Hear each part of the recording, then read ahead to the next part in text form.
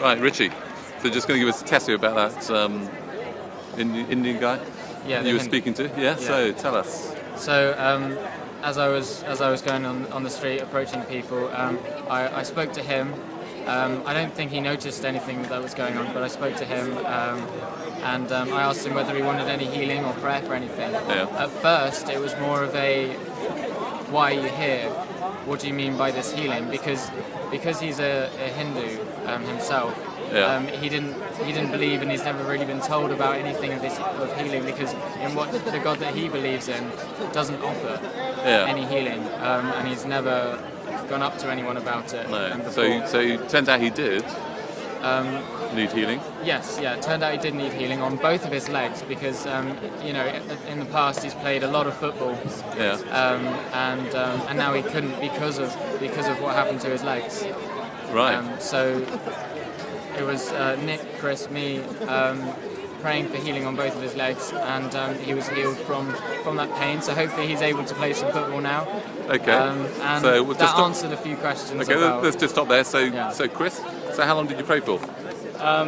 Not long. A few seconds, like 10 seconds. Yeah. Something like that. Yeah. We just sort of, I knelt down and stretched my hand out to his leg and just said, for all the commands, all the healing, all the pain to go, and that sort of thing in the name of Jesus. And then Richie said a few things as well. And is that right? You said you prayed a bit, didn't you? Yeah.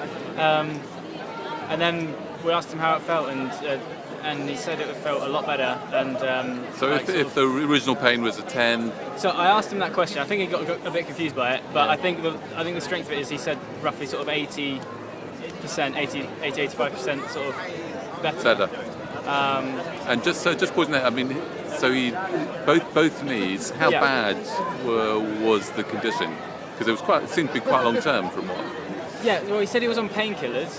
It has been quite long term. He's on painkillers for quite a while. He didn't give us any numbers, but I got a sense that it has been for quite some time, because he's not been able to play football since he was from his country.